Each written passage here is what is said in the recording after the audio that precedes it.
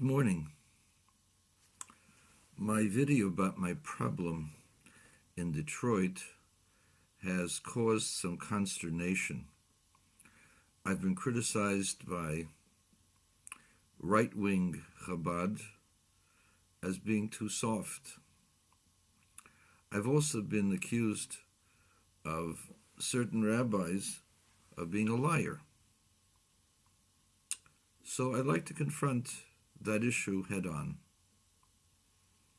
As I told you, I was told by Reb Shlomo Luz B'Pem Mole about a year or two ago, I think it's about 2 years now, that a certain Rav prohibited the dishes of one of his followers who accidentally took some Lubavitch turkey meat and used it in his pots. And that person made a big tumult. Subsequently, the Vad prohibited the bulk meat of Chabad Kranheits Hechsher to go through the normal channels, the preparation, and be put out with the fresh meat. And now they claim that it's not because of this particular event, but rather because Rabbi Heinemann and the Star K have not recommended the Chabad Kranheits Hechsher. Now this is astounding because the bulk of the chickens and the turkeys that come into One-Stop Kosher are from Aaron's. Aaron's, for those who don't know, is the name of Rabbi Rubashkin. His name is Aaron Rubashkin, a personal friend of my mother's. My mother played with Aaron when she was 2 years old. In other words, Aaron's was started by Lubavitcher, who was forced by the federal government to close down and sell his company for next to nothing, and it was bought, and the name wasn't changed because Aaron's was a good name, and Aaron's actually broke the monopoly of Empire Kosher, which kept the prices down. But the most important factor is that the Crown Heights Hechsher, for what is called Sher Habor, poultry products, comes from that same plant, with the bulk of the shochtim and the mashgichim, the same ones that are used for Aaron's. So you have to ask yourself, if it's the same shochtim and the same mashgichim and the same chickens and the same turkeys, how come the Star K permits Aaron's and doesn't permit Sher Habor? And the answer is startling. It's called politics. Shouldn't surprise anyone. It's called Elokei Chesef, Elokei Zohav, gods of gold and gods of silver. Now, either the Vad is stupid, or the Vad has accepted this particular procedure of prohibiting or limiting Lubavitch meat from entering the store on 10 Mile and Greenfield, which is the main store for almost the entire community. I'm asking this openly.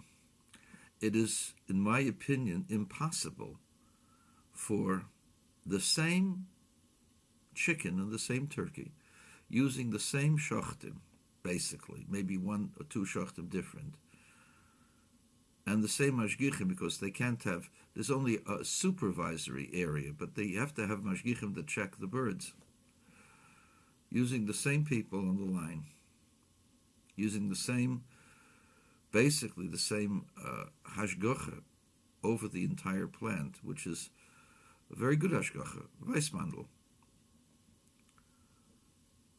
And that the only thing different between the Crown and the Aaron's is the wrapping, basically.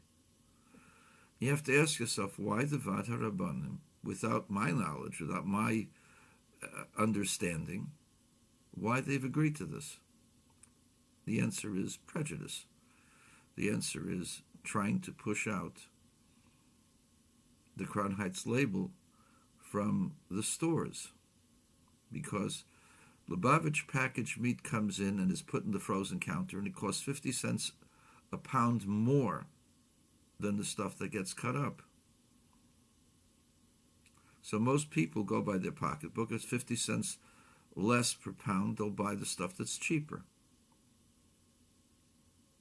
And in that way, the Lubavitch Hashgacha will be relegated to not having any customers and eventually go out of business. That's the theory behind it.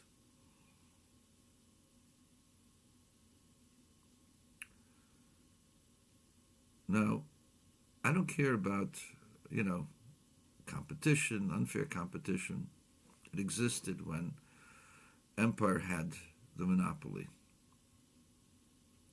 But to do this under the guise of halacha is unconscionable.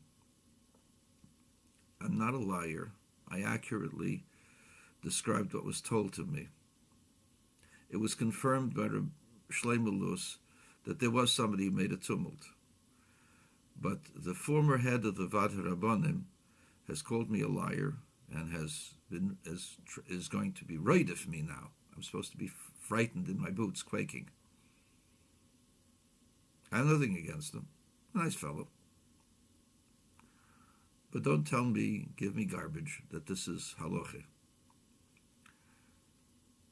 What did Shlomo Luz tell me was the problem with Lubavitch? That the Lubavitcher meat or people did not allow inspections by Rav Moshe Heinemann's Star K. The Star K did not allow Lubavitch meat in their stores or under their purview because the Crown Heights Hechsher people did not allow their supervision. First of all, I spoke to the Crown Heights people. It's Shaki v'Chazov. They allow people to come to see what's going on. What they don't allow is very simple. That one company of Hashgacha does not become the balabatim of their Hashgacha. In other words, it's tantamount, what Star K was asking was tantamount for the Star K to oversee the OU. Otherwise, they wouldn't accept them. The Star K made up a story. It's a made-up story because I spoke to the principals. I spoke to Rav Avram Azdaba, who's the Rav HaMashgiach, the Rav that's responsible for the Hashgacha of the Shor Habor. I spoke to him because I was upset. People were telling me that there were shilas on the Shor Habor chickens because of Tzemes Hagidim, because of the sinews that are at the edge of the thigh bone, which is a problem everywhere. It becomes a problem when you have very heavy chickens. There's no difference between the Crown Heights chickens and the chickens that come from Aaron's. They're the same size. It's the same exact chicken. Remember, Aaron's was owned by Ribashkin and went under two labels, the Crown Heights label and the Aaron's label. The same thing exists today. And basically the same staff exists there. You can't get enough shochtim to come to replace the other shochtim because you're chechting once a week or once in 2 weeks. I don't know how often the Sharport people checht. They slaughter. What has happened is plain and simple prosecution or persecution of the Shor Habor label. And if you don't believe me, I went also to the counter where you have the deli meats, and I asked, where are the Shor Habor products? He says, we don't display them. I'm not allowed to display them as per the order of the Vad HaRabbanim. Those are the words of the person behind the counter. You're going to call me a liar on that also? Huh? So he says, you can special order it. I'm not interested in special order. I want to understand why meal marts and why Aaron's can be displayed and why Shor Habor can't be displayed. If you're saying that there's no problem You have no problem with prepackaged stuff. Why should you have a problem with the prepackaged sliced meat? The answer is you're assering the Lubavitch meat from everybody else. God forbid somebody should go ahead and pick up some Shor Habor meat instead of Aaron's best. The Shor Habor happens to be a better hashgacha. They're makpid on more things than are the Aaron's people. Lubavitch has its own hidurim and its own standards for shachtim and for how things are done. I don't know what's going on now, but in my time when I had, a little bit of a handle in it, Lubavitcher shachtim were considered the best shachtim in America.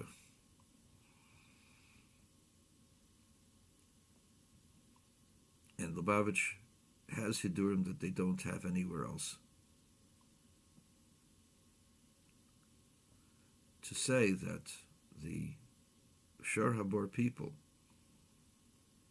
violate the hashgacha, violate the Torah, violate halacha, or have some kind of shaila is an absurdity, a lie, and wickedness. It's called rishus, and it's fueled by hatred, jealousy, and what is called avarice or taivas hamomin, which is where I'm saying this is all about.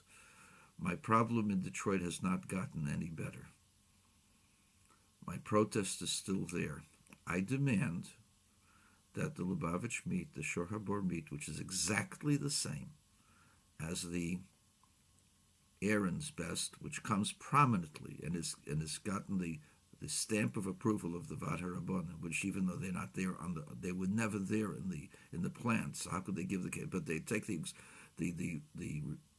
testimony of Rabbi Weissmandel, call Rabbi Weissmandel and ask if he permits, if he says that there's any shaila on the Shor Habor, for which reason then you could say legitimately we're not going to let the Shor Habor, which is exactly the same chicken with exactly the same shachtim, maybe one or two different people. And I guarantee you the shochet that comes from Lubavitch for Shor Habor is a greater Yirei Shamayim on average than the rest of the shachtim.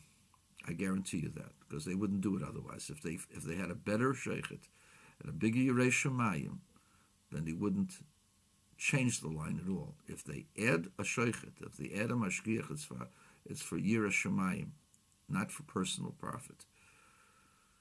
I know the people that are involved, the straightforward people, Levertov, Rabbi Levertov, and Rav Avram Azdaba, who's every bit as great a goyin in halacha than anybody in the Star K, just because he's not known, because he doesn't publicize. He's a quiet guy, sits and learns all days, and he knows his halacha. And if there were any problems, he would take care of it. God forbid that any Erlich Yid would knowingly give questionable items to Klal Yisrael. And I say this out of pain to my colleagues. Stop doing this. We're talking about the lives of people, not pocketbook issues, which you're reducing this to. My problem is Elokei Chesed, Elokei Zav have become issues that have infected the Vat HaRabbanim and the Mashgichim. If there was a real legitimate issue, it could have been discussed with me or Rabbi Silberberg or any other Lubavitcher in the town, including my Eidim, Rabbi Goyen, Rabbi Shuya Werner. And I guarantee you, the only reason why this is happening is because of a concerted effort by these people to extricate Lubavitch from Hashgacha.